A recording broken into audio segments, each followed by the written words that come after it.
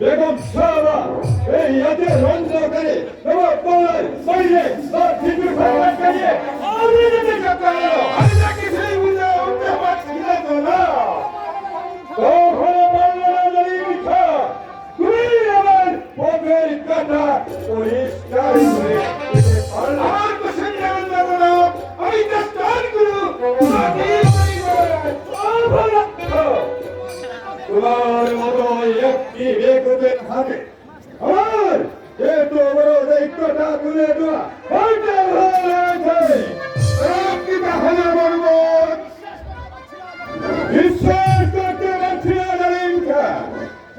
যাও এই মুহূর্তে তুমি আমার সম্মুখে তুমি হয়ে যাও আমিও দাঁড়িয়ে যাচ্ছি এই বড় সীমা হচ্ছে আগে দাঁড়িয়ে থাকা একটা পুরুষের পরিচয় ছাড়া আমি কিছুই থাকতে পারছি না ভাই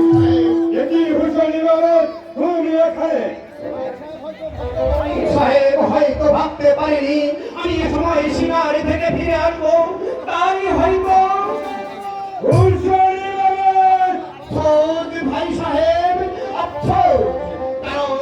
এমন একটা মন্তর চরিত্রহীন আরব সীমা ছাড়ার কাছে এত বড় দায়িত্ব আপনার উচিত হয় তোমার কি হবো তোরা হবে নাশ করাবে হুসেন মাহমুদ আমাকে জঙ্গি করতে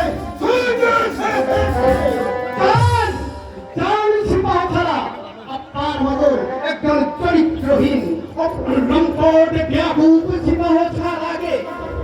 অপমান করার মনোবৃত্তি আমার মোটেও নেই তাই আমি আশা করবো আর কোনো বাক্যই না করে এই মুহূর্তে এখান থেকে বেরিয়ে যাবো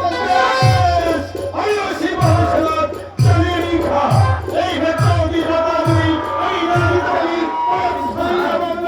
খানে খান জীবন সালাত জালিম খা